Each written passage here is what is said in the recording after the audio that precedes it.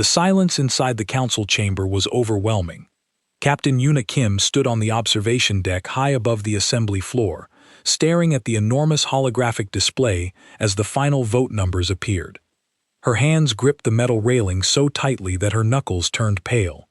The result was final. 723 to 124. Humanity had lost. Below her, Ambassador Dejo Park stood alone on the central speaker platform. The platform hovered in the middle of the massive chamber, surrounded by hundreds of alien representatives from across the galaxy. Every species was watching. Some delegates appeared as walking, living crystals that reflected the chamber lights. Others were covered in scales, fur, or armored plates. Some had no physical bodies at all, existing only as fields of energy contained by advanced technology. But despite their differences, they had reached the same conclusion. Humanity could not be trusted with the ancient gates. Dejo Park remained calm, his posture straight and his voice controlled. But Yuna knew him well enough to see the pain hidden behind his expression. "Honored members of the council," Dejo began, his voice echoing through the enormous hall, "I ask you to reconsider." The chamber remained silent. Humanity has proven itself as a valuable member of this council. We have shared our knowledge. We have respected your laws. We have fought beside you when others refused. He looked around at the alien delegates. All we ask for is the chance to prove ourselves. Before he could continue, another voice interrupted. Cold, ancient, unforgiving. The words cut through the chamber like a blade of ice. Your request is denied. At the center of the chamber, the prime arbitrator rose. The ancient being's crystalline body pulsed with a deep blue light, sending waves of energy across the platform.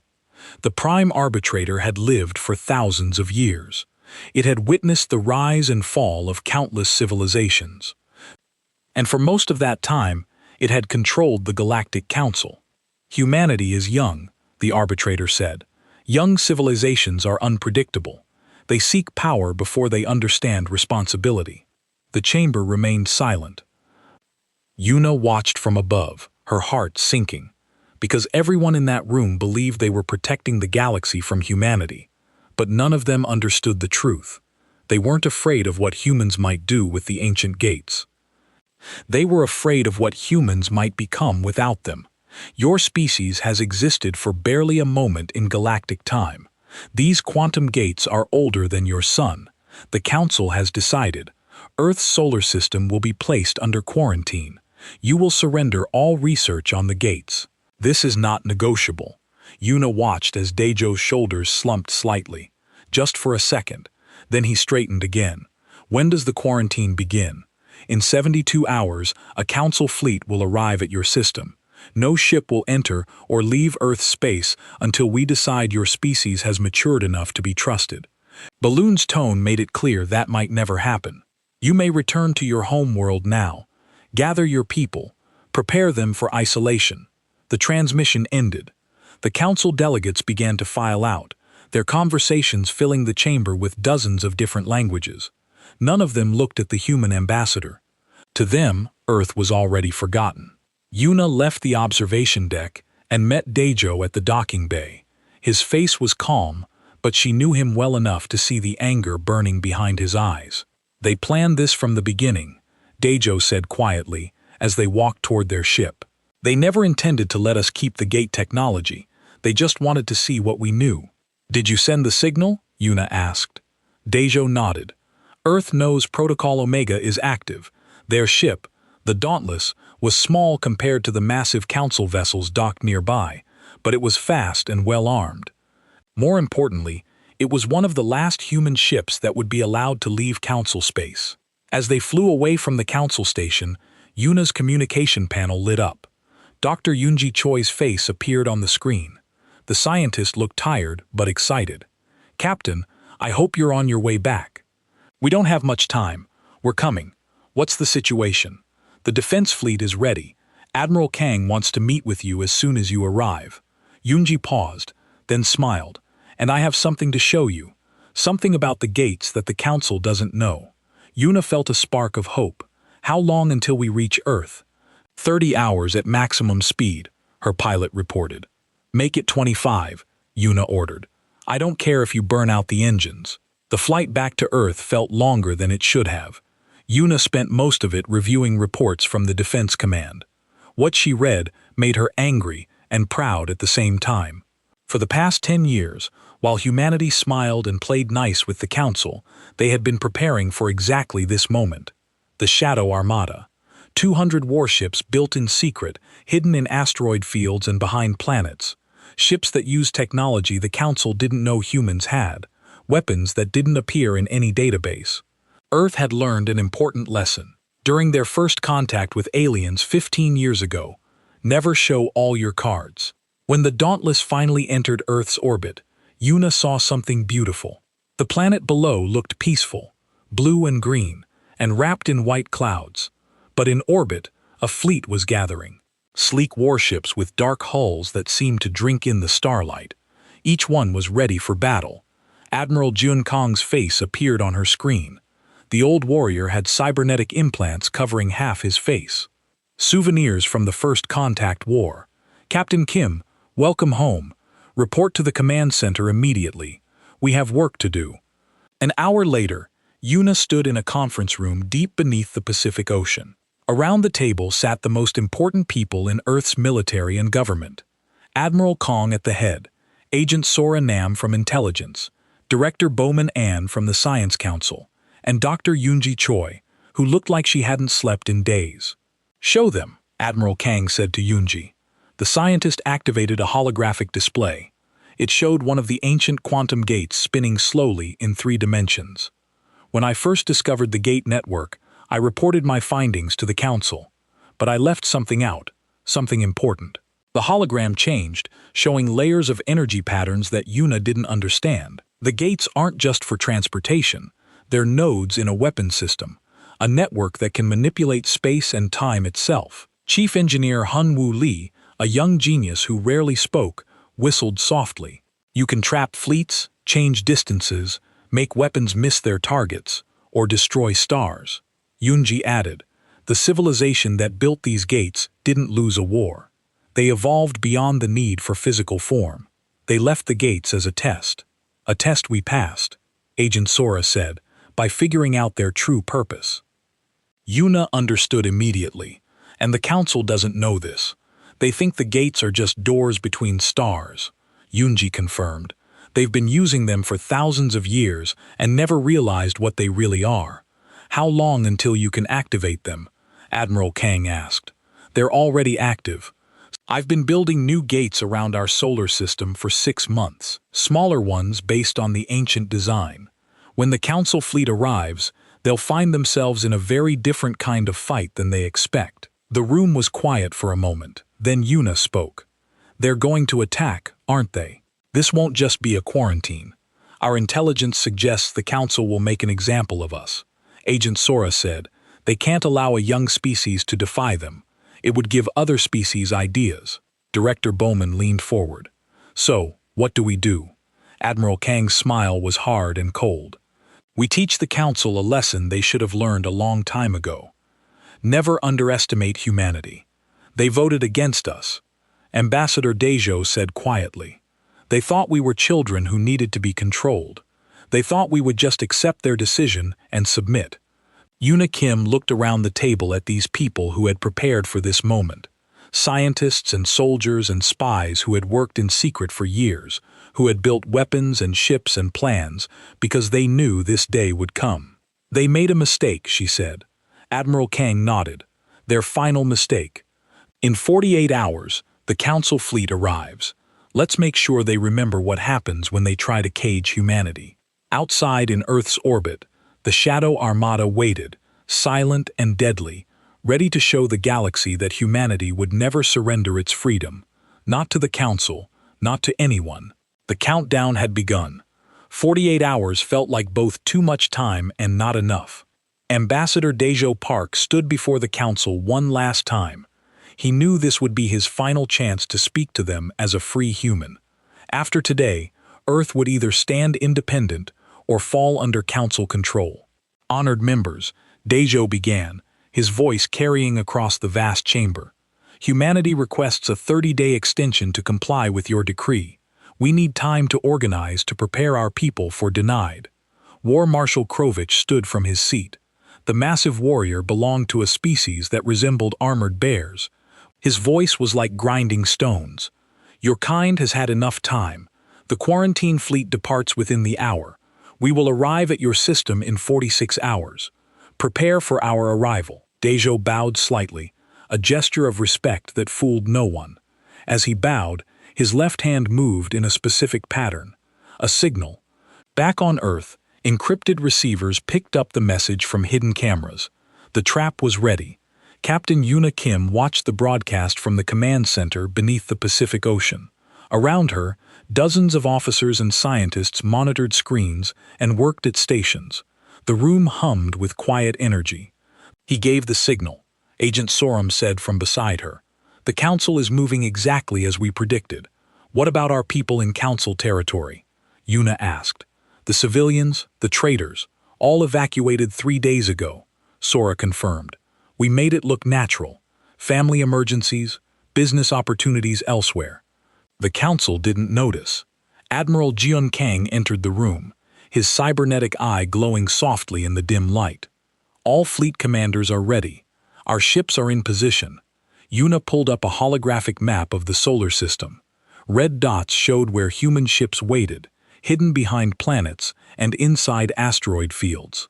Blue dots marked the positions of Dr. Yunji's new gates. The whole system was a web of defensive positions. They think they're coming to arrest children, and Admiral Kang said they're about to learn that these children have teeth. On the other side of the galaxy, the Council's quarantine fleet gathered. 500 warships from a dozen different species. It was a massive show of force, designed to intimidate. War Marshal Krovich stood on the bridge of his flagship, the Hammer of Justice, watching as the fleet prepared to jump to hyperspace. Is all this really necessary? One of his officers asked. It's just Earth, one small species. Krovich's laugh was harsh. That's what everyone thinks. That's why we need to do this. If we let humans defy us, others will try. We crush them now completely so no one else gets ideas. The fleet jumped to hyperspace, beginning their journey to Earth. They expected an easy victory, a show of force, some disabled human ships, maybe a few shots fired at empty military bases, then occupation and control. Simple. They were very wrong. Back on Earth, Dr. Yunji Choi worked in her laboratory deep beneath the ocean. Around her, holographic displays showed complex mathematical equations and energy patterns. Chief Engineer Hun-Woo Lee sat at a nearby console, his fingers moving rapidly across the controls. How's the calibration? Yunji asked without looking up from her work. Perfect. All 15 gates are synchronized. When the Council fleet arrives, we can activate the network in less than 3 seconds. Hyun-Woo paused. Are you sure this will work? Yunji finally looked at him. Her eyes were tired but determined. The mathematics are sound. The gates will create overlapping fields of altered spacetime. Inside those fields, the laws of physics will bend in our favor, and if you're wrong, then we'll all die, and the Council will turn Earth into a prison planet. Yunji smiled grimly. So, I better not be wrong. The hours crawled by. Earth's defense forces made final preparations. Weapons were charged. Shields were tested. Pilots sat in their cockpits waiting. The Shadow Armada remained hidden, ships powered down to minimal signatures. Agent Sora Nam sat in her office, monitoring reports from her spy network across the galaxy. Information flowed in from dozens of sources. The Council fleet was on schedule. No surprises, no unexpected ships joining them. Perfect. But Sora noticed something else in the intelligence reports. Small things. 3 minor species that had recently been denied technology by the Council. 5 species with trade disputes. 8 species that had been overruled in Council votes. The galaxy wasn't as united as the Council believed. She filed that information away. It might be useful soon. The Council fleet dropped out of hyperspace at the edge of Earth's solar system right on schedule. War Marshal Krovich looked at his tactical display and felt satisfaction. The human fleet was visible on sensors. 200 ships arranged in a defensive formation around Earth. Only 200 ships, his tactical officer reported. Their weapons are charging, but their shield systems appear to be standard council-level technology. Krovic nodded.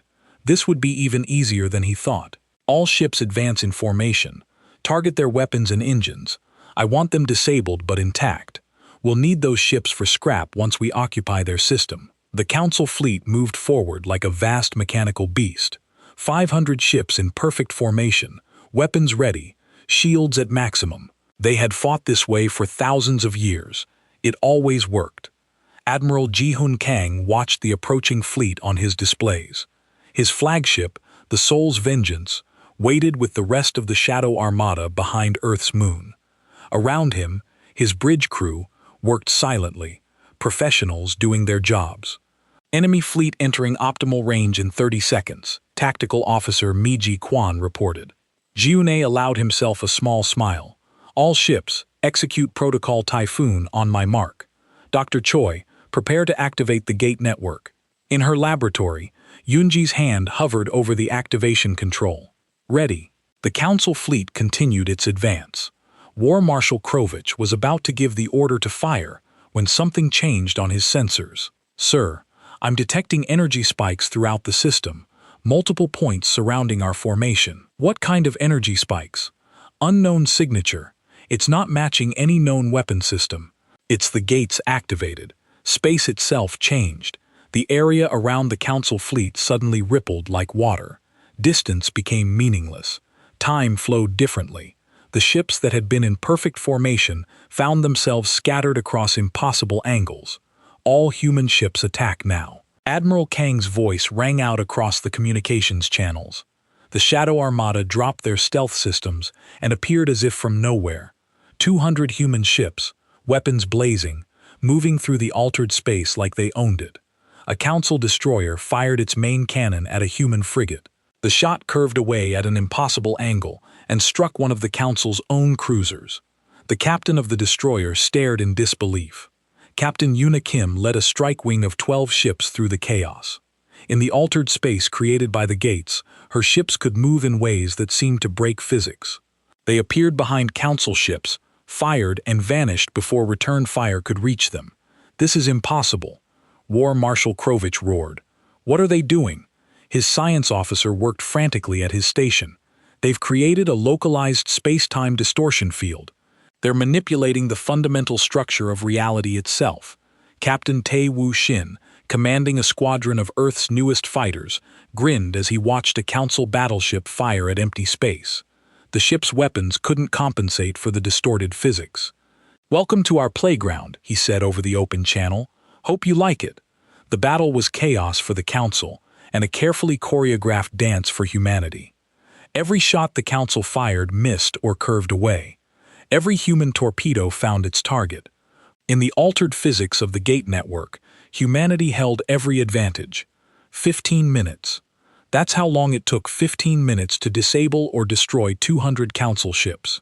Not a single human vessel was lost. War Marshal Krovich's flagship was crippled, drifting in space with no engines and no weapons. His pride was wounded worse than his ship around him. His fleet was in ruins. This wasn't supposed to happen. The Council was invincible. They had been the dominant power in the galaxy for thousands of years. "Retreat," he said quietly. "Sir, retreat. All ships, emergency hyperspace jump. Get us out of here." The surviving Council ships, those that still had working engines, fled. They jumped to hyperspace in complete disarray, abandoning damaged vessels and wounded pride. Admiral Jun Kang watched them go. "Ceasefire. Let them run. Let them tell everyone what happened here." The battle was over. Earth had won. Ambassador Daeho Park appeared on every major broadcast channel across the galaxy. His face was calm, but his words were still. "People of the galaxy, humanity withdraws from the Council effective immediately. We recognize no quarantine. We accept no limitations. We will share the gate technology with any species that wishes to join us as equals. Not subjects, not subordinates. Equals. The Council ruled against Earth. They thought we were weak. They learned better. Anyone else who wants to test us is welcome to try. The transmission ended. Across the galaxy, on 1,000 worlds, beings of every species watched and wondered. The Council's age of absolute power was over. A new era had begun, and it started with a single word that humanity spoke to the Council. No. The galaxy changed overnight. News of humanity's victory spread like fire across the stars. On the Council's home station, Prime Arbitrator Velthun stood before the assembled delegates and felt something the ancient being had never experienced before. Fear. "This is a disaster," one delegate said. The small creature's voice shook. "If humans can defeat our fleet, what's to stop them from attacking us?" "Silence," Velthun commanded, but the crystalline being's voice lacked its usual force. "We must respond with strength. War Marshal Krovich, you will assemble another fleet, a larger one. We will show humanity the price of defiance." But War Marshal Krovich, still recovering from his wounds, shook his massive head. "With what ships? We lost 200 vessels. More importantly, we lost something else. We lost the galaxy's belief that we're invincible." He was right. Across the galaxy, 17 Council member species abstained from the vote to retaliate against Earth. They didn't vote against it. They simply refused to participate. It was the first crack in the Council's authority in 5,000 years. On Earth, the celebration was brief. Captain Unim knew that winning one battle didn't mean winning the war. She stood in the command center, studying reports from Agent Sora Nam's intelligence network.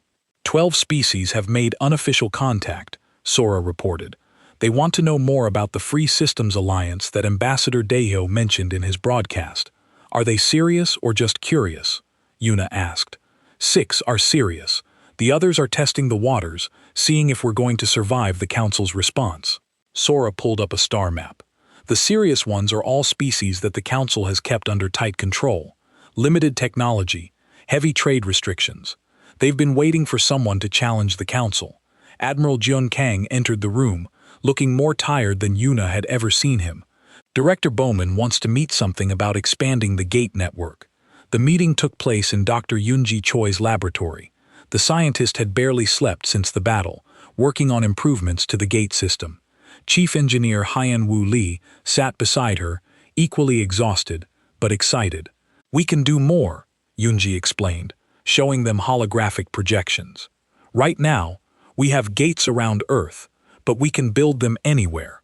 We can create a network that spans the galaxy, completely independent of the Council's infrastructure." Director Bowman nodded. "We've already started. We're sending construction teams to allied systems. Every gate we build makes the network stronger and makes the Council less relevant." "How long until the network is complete?" Admiral Kang asked.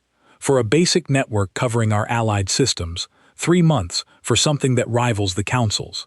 2 years, Yuna understood the implications. "We're not just defending Earth anymore. We're building an alternative to the entire Council system." "Exactly." Director Bowman said, "We're offering species a choice. Stay with the Council and accept their rules, or join the Alliance and be treated as equals." Captain Tushin was already putting that plan into action. His ship, the Harmony, dropped out of hyperspace above the planet Kelzara. The Kelzarian people had been part of the Council for 800 years, but they had always been treated as second-class members. The Kelzarian Prime Minister met with Teo in the capital city. The old leader looked nervous, constantly checking to make sure they weren't being observed. "What you're offering sounds wonderful," the Prime Minister said carefully, "but the Council will retaliate against us. Not just you. My people could suffer." Tu smiled gently. "That's why we're not just offering technology. We're offering protection. Join the Alliance, and you get access to gate technology, trade agreements, and if the Council threatens you, the entire Alliance responds. One species couldn't stand against the Council alone, but 10 species together, 20, 50, the Council becomes irrelevant." The Prime Minister was quiet for a long moment. Then he nodded. "When do we begin?" Within a week, 6 species officially joined the Free Systems Alliance. The Council tried to respond with economic sanctions, but it didn't work. The new gate network allowed allied species to trade directly with each other, bypassing Council-controlled routes. But the Council wasn't finished. They had other methods. Agent Soram's network detected the assassination plot 3 days before it was supposed to happen. Council Black operations teams were being sent to kill key human leaders. The targets included Ambassador Daejo Park, who was still at the Council station, and Dr. Yoonji Choi. "We need to evacuate Daejo immediately." Yuna said no. Sora's face was hard. "If we evacuate him, the Council knows we detected their plot. We lose the advantage. Better to use him as bait." Yuna didn't like it, but she understood. "What about Dr. Choi? We move her to a secure location. The Council doesn't know we know about the plot. We use that." Captain Yuna Kim personally led the team to protect Ambassador Daejo. They arrived at the Council station pretending to be a normal diplomatic transport. Inside, Yuna and 5 of her best soldiers wore civilian clothes and carried concealed weapons. The attack came in a marketplace near the diplomatic quarters. 6 Council assassins, professionals who had killed for the Council for decades. They used weapons that didn't make noise, poison that worked in seconds. But Agent Sora had given Yuna exact details about the attack. When the first assassin moved, Yuna was ready. The fight was brutal and fast. Yuna's team was outnumbered but prepared. Pilot Lieutenant Jiwon Ha, one of Earth's best combat pilots who also excelled in hand-to-hand combat, engaged 2 assassins at once. An assassin's blade caught Jiwon in the side. She grabbed the assassin's arm, broke it, and threw him into a wall, but the poison on the blade was already working. She collapsed, still smiling. "Tell the Council," Jiwon said, blood on her lips. "They just made a martyr." Yuna killed the last assassin and held Jiwon as she died. Around them, the marketplace was in chaos. Dozens of aliens from various species had witnessed the attack. They had seen Council assassins trying to kill a human ambassador. Agent Sora made sure the recordings went viral. Within hours, every news network in the galaxy was showing the footage. The Council had tried to assassinate a diplomat in public, breaking their own laws. The backlash was immediate. 23 species filed formal protests. 8 more species contacted the Alliance about membership. The Council's carefully maintained image as righteous guardians of order was shattered. Prime Arbitrator tried to control the damage, claiming the assassins were rogues acting without orders. No one believed it, but had one more card to play. The crystalline being contacted the 8 ancient species, civilizations so old and powerful they rarely involve themselves in Council affairs. "The humans have unlocked dangerous technology," Belthune argued before the Ancient One of the Nexus, a being of pure energy that had existed for millions of years. "They're going to destabilize the entire galaxy. We need your help to stop them." The Ancient One was silent for a long time. When it finally spoke, its voice was like distant thunder. "You fear them because they remind you of what you once were. Young, ambitious, unwilling to bow. They're dangerous. No, they're free. There is a difference." The Ancient One's energy form pulsed. "We will not help you cage a species simply because they refuse to submit to your authority. Humanity's fate is their own to forge." Balloon left the meeting knowing the Council was truly alone in this conflict on Earth. Ambassador Daejo Park gave another speech, this one broadcast from the Alliance headquarters. Behind him stood representatives from 23 species, all standing together. "The Council tried to kill me," Do said simply. "They failed. But in trying, they showed the galaxy who they really are. Not guardians of peace, not protectors of order, just old powers afraid of change. The Free Systems Alliance offers a different path. Every species has an equal voice. Every species has access to the same technology. Every species is protected. We're not asking you to fight the Council. We're asking you to join us in building something better." By the end of the week, 40 species had formally applied to join the Alliance. The Council's membership dropped for the first time in recorded history. In her laboratory, Dr. Yoonji Choi looked at a galaxy map showing the expanding gate network. Green lights marked Alliance gates. Red lights marked Council gates. The green was spreading. "We're not just fighting them," she said to Chief Engineer Hien Wei. "We're replacing them, making them obsolete." Hien Wu nodded. "How long before the Council realizes that force won't work?" that they've already lost. They already know, Yunji said quietly. That's what makes them dangerous. A wounded predator is the most violent. She was right. In the council chambers, War Marshal Krovich was assembling the largest military fleet in council history. 3,000 warships from 40 different species, nearly 80% of the council's entire military. This time, they weren't coming to quarantine, they were coming to conquer, and they were coming for Earth.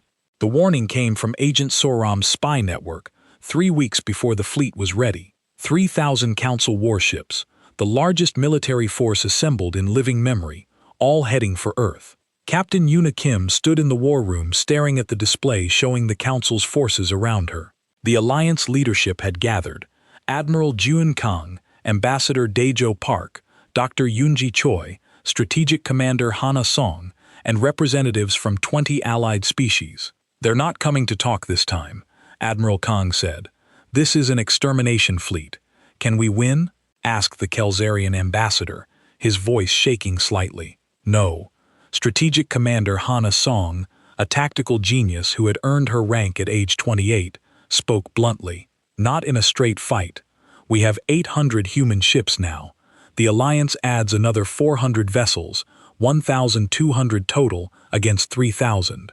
The numbers don't work unless we use the gates, Dr. Yoonji Choi said quietly. Everyone turned to look at her. The scientist looked even more exhausted than usual. Chief Engineer Hyun-Woo Lee stood beside her, his face grim. The original gate builders left behind something I haven't told anyone about. Yoonji continued. A master control node, one device that can command every gate in the galaxy, including the ancient gates the Council uses for their entire economy and military. If we activate it, we can shut down every Council gate simultaneously. Their fleet would be stranded wherever they are. Their economy would collapse overnight. She paused. But there's a cost. To what cost? Yuna asked. There's a 30% chance the activation creates cascading space-time failures. Multiple sectors of space could become unstable. Billions of beings could die. And it might shut down our gates, too. Everyone starts from scratch. The room went silent. Ambassador Daejo Park spoke first. We've spent these months telling the galaxy we're better than the Council, that we value life and freedom over power. If we use this weapon, we become exactly what they fear. Director Bowman nodded in agreement. We'd be trading our principles for survival. What would we become? We'd become alive, Admiral Kang said harshly. If we don't use it, the Council destroys Earth and everyone who joined us. They'll make examples of entire species. The oppression will be worse than before. The argument continued for hours. Species representatives argued both sides. Some wanted to use any weapon to survive. Others refused to sacrifice billions to save themselves. Captain Yuna Kim listened to all of them. Finally, she stood. There has to be another way. We're humans. We don't give up. We adapt. We find solutions that shouldn't exist. Strategic Commander Hanasong pulled up tactical displays. Then we need to think different, not fight their fleet, not destroy their gates, something else entirely. For the next 72 hours, the greatest minds in the Alliance worked on a plan. Human ingenuity combined with alien perspectives. Scientists and soldiers together. They built a strategy that was insane and brilliant. When they presented it to Admiral Kang, the old warrior laughed. This is either the stupidest idea I've ever heard or pure genius. Probably both, Hanasong admitted, but it's better than genocide. The Council fleet arrived at the edge of the Sol system exactly when intelligence predicted. 3,000 warships in perfect formation. War Marshal Krovich stood on his flagship's bridge, confident in his overwhelming force. Send the message, he ordered. Surrender within 1 hour, or we glass every human world. Humanity's response confused him. Every gate in the human network activated simultaneously, creating a display of light and folded space visible from hundreds of worlds. It was beautiful and terrifying, a demonstration of power. But they didn't attack, they just waited. They're trying to intimidate us. Krovich decided it won't work. All ships advance and prepare to fire. Then something unexpected happened. 15 Council member species broadcast a message on all frequencies. We will not participate in genocide. Their ships, part of the Council fleet, powered down weapons and drifted aside. They didn't join humanity. They simply refused to fight. Among those ships was Counselor Issithus, the serpentine diplomat who had always played all sides. The counselor contacted Ambassador Dejo directly. "You were right, human. The Council's age is ending.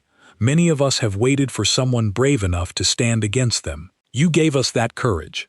Suddenly, War Marshal Krovik's 3,000 ships became 2,000. Still overwhelming numbers, but the confidence was gone. Some Council species were choosing peace. The galaxy was watching. "Traitors," Krovik's roared. "All loyal ships, attack immediately." The battle began. Captain Yuna Kim commanded the frontline defense, her tactical skills keeping human losses minimal. The Gate Network didn't trap the Council fleet this time. Instead, it created channels of altered space that human ships could use to move rapidly across the battlefield. Wing. Commander Dongyun Park led a squadron of experimental fighters in a desperate attack on the Council flagship. His mission was to disable its shields using a risky gate-assisted maneuver. He succeeded, but his ship was destroyed in the explosion. 23 other pilots died with him. The battle raged for 18 brutal hours. Humanity lost 200 ships. Families across Earth and the colonies mourned their dead, but the Council lost 600 vessels. The Gate Network gave humanity advantages that numbers couldn't overcome. Then Dr. Yoonji Choi detected something terrible. Deep within the Council fleet, a specialized ship was charging a weapon, a planet killer. If it fired, Earth would be destroyed completely. How long until it fires? Admiral Kang demanded 15 minutes, maybe less. Uni Kim looked at the Admiral. They both knew what this meant. To stop that weapon, they needed to activate the Master Control Node, risk billions to save Earth. Admiral Kang reached for the activation switch. His hand trembled. "Wait." Agent Sora Nam's voice came over the communication channel. "My people are on that ship. Give me 15 minutes. "Sora, that's not enough time to give me 15 minutes. Sora repeated. And the channel went dead. Captain Yuna Kim made a decision. All ships concentrated assault on the Council Center formation. "We're going after that planet killer. That's suicide," Tactical Officer Miji Kwan said. "Then we die protecting Earth. Better than living as cowards. Follow me." Yuna led 30 ships straight into the heart of the Council fleet. The Council focused all their firepower on her formation. Ships exploded around her. Her own vessel, the Indomitable, took hit after hit. Shields failed, hull breached, life support failing, but they bought time. Aboard the planet killer ship, Agent Saram and her team of infiltrators fought through the corridors. They had been undercover for months, waiting for exactly this moment. Now they used every trick, every weapon, every second. Sora reached the weapons control room with 30 seconds to spare. The Council officers inside fought back, but she had trained for this her entire life. She killed the last guard and accessed the weapons controls. "I can't shut it down," she reported over her communicator, "but I can overload it. That will destroy the entire ship and everything near it." Someone responded. "I know." Sora's hands moved across the controls, entering override codes. "Tell my family I'm proud of what we built." The weapon overloaded. The planet killer ship exploded with the force of a small star, taking 300 Council ships with it. The explosion was so massive it created a temporary tear in space itself. When the light faded, the Council fleet was in ruins. War Marshal Krovik's flagship drifted, powerless.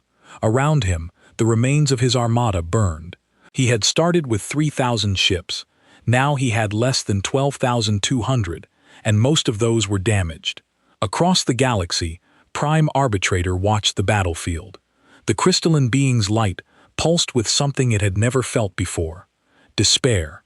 The Council had thrown everything at humanity and failed. Felton made the hardest decision of its 4,000-year life. Cease fire. All Council forces withdraw immediately. The galaxy held its breath as the Council's surviving ships retreated. It was over. Humanity had won, but the cost was terrible. 300 human ships destroyed, thousands of lives lost. Agent Soram and Wing Commander Dongan Park, and so many others would never come home. Captain Unum, rescued from her dying ship, stood on the bridge of another vessel and watched the Council fleet jump to hyperspace. They were running. The mighty Council was running from humanity. "We won," Tactical Officer Mi Quan said quietly. "Yes," Yuna replied, "but let's make sure we remember what it cost." 6 months after the battle, the galaxy was unrecognizable. The Council still existed, but it was no longer the absolute authority it had been for thousands of years. The Free Systems Alliance had grown to include 87 species. More applied every week. Captain Yuna Kim, now promoted to Admiral, stood at the memorial wall on Earth. The wall stretched for nearly a kilometer, covered with names. Every human who had died defending freedom. Agent Sora Nam, Wing Commander Dong Yan Park, Pilot Lieutenant Jiwan Ha, 3,417 names total. "They saved us," Ambassador Dejo Park said, standing beside her. "They saved everyone." Yuna touched Sora's name gently. "They showed the galaxy that humanity doesn't back down, not when it matters." Dejo looked tired but content. "The Council wants to negotiate." Prime Arbitrator Vathun personally requested a meeting. What do they want? What they should have offered from the beginning. Full recognition of the Alliance, equal standing with the Council, access to all shared technologies and trade routes. Dejo smiled. "Everything we fought for." The meeting took place on a neutral station newly built by the Alliance. It was smaller than the Council's massive station, but more welcoming, bright instead of dark, open instead of imposing. Prime Arbitrator Velthan arrived with a small delegation, the crystalline being looked different somehow, smaller, less certain. War Marshal Krovich was not present. He had been removed from his position after the defeat. Belthun stood before Ambassador Do, Admiral Yun Kim, and representatives from the Alliance. For a long moment, the ancient being said nothing. Then its crystalline form pulsed with soft blue light. "We were wrong about your species," Velen said quietly. "We saw you as children because you are young, but children and fools are not the same. You taught us that." Dejo nodded respectfully. "And we learned that age doesn't guarantee wisdom, but together maybe we can find it. The Council offers formal recognition of the Free Systems Alliance. We propose a new treaty. The Council and the Alliance as separate but equal organizations. Species can choose which to join or both. Trade and technology sharing between us. No more hierarchy, no more forced obedience. It was everything humanity had wanted." Ambassador Dejo looked at the other Alliance representatives. The Kelzaran ambassador nodded. So did representatives from a dozen other species. "We accept," Dejo said, "but with one condition. The Council must reform. No more treating younger species as inferior. No more restricting technology based on age rather than merit. If you want peace with the Alliance, you have to change." Balloon was quiet for a long time. Change was hard for beings who had lived thousands of years, but the alternative was continued conflict. Slowly, the crystalline being pulsed agreement. "The Council will reform. You have our word." Treaties were signed. Orders were established. The galaxy entered a new era. Dr. Yunji Choi stood in her laboratory, which was now an international research center. Scientists from 40 different species worked together, sharing knowledge freely. Chief Engineer Hyun-Woo Lee coordinated gate construction projects across 100 worlds. "We could have destroyed everything," Hyun-Woo said, looking at the master control node they had never used. "We had the power," Yunji nodded, "but we didn't. That's what makes us different. Not our technology, not our tactics, our restraint, our choice to find a better way, even when we could have taken the easy, violent path." "Do you think it will last the peace?" "I don't know," Yunji admitted, "but we gave it a chance. That's more than most species would have done." The gate network continued to expand. The Alliance built new gates at an incredible pace, connecting worlds that had never been able to communicate before. Small species that the Council had ignored suddenly had voices. Isolated colonies could trade and share culture. Director Bowman Ann oversaw the economic integration. The Alliance's economy grew rapidly, fueled by free trade and shared technology. Even some Council species started using Alliance gates because they were more efficient. Captain Tu Shin, now an ambassador himself, traveled to former council worlds and helped them transition to alliance membership. Most joined willingly, eager for the equality and respect they had never received from the council. Fleet Admiral Jeon Kang retired to a quiet home in Korea. The old warrior had earned his rest.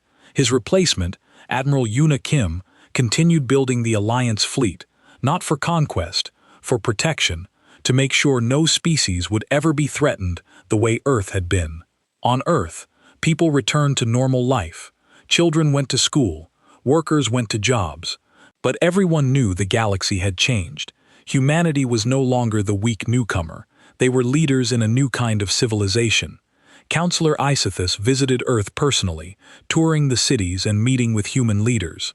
The Serpentine diplomat had become a bridge between the Council and the Alliance. "You surprised everyone," Isath told Ambassador Dejo during a private dinner.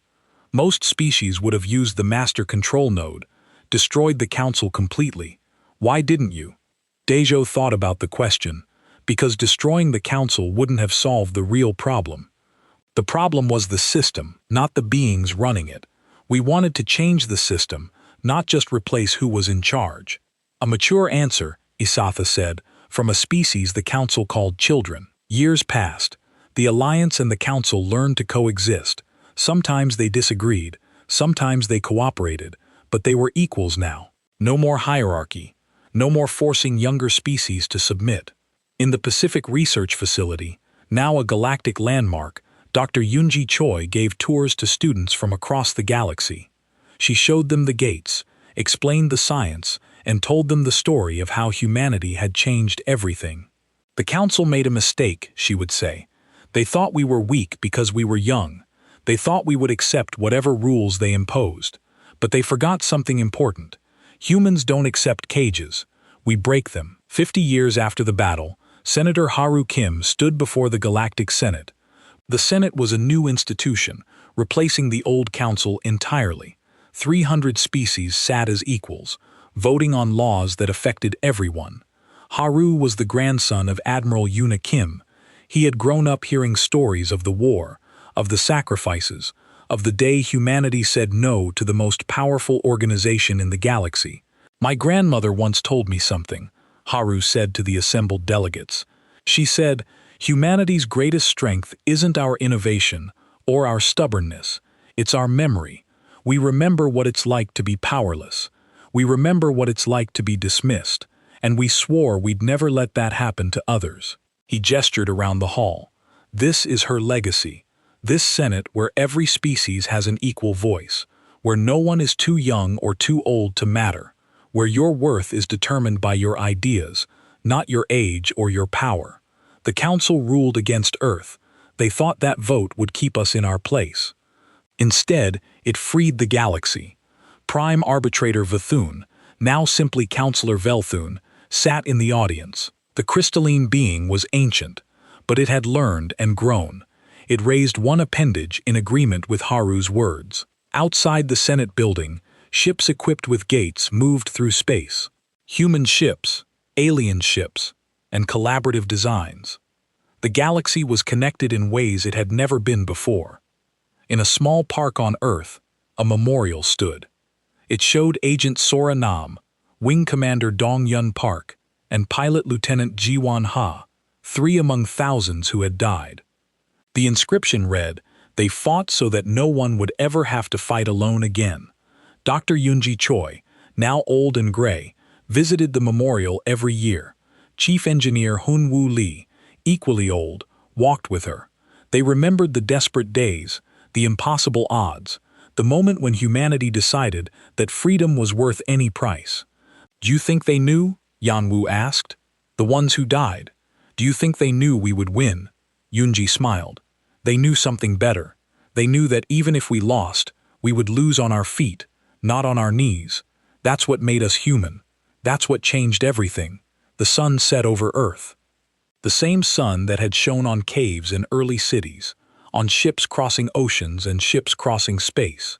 Humanity had come so far, and they had done it while holding on to the one thing that mattered most, the belief that everyone deserves to be free.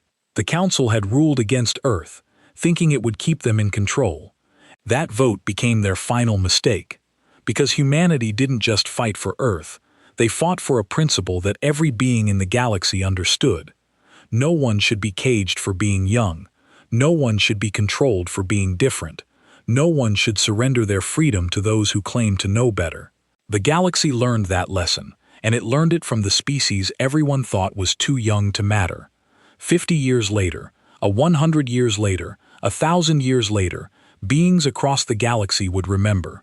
They would tell their children about the day humanity said no, about the war that ended hierarchy, about the moment when the galaxy learned that power comes not from age or weapons, but from the courage to stand up and say, "We are free, and we will remain free." The Council's vote against Earth became the vote that freed everyone, and that made all the difference.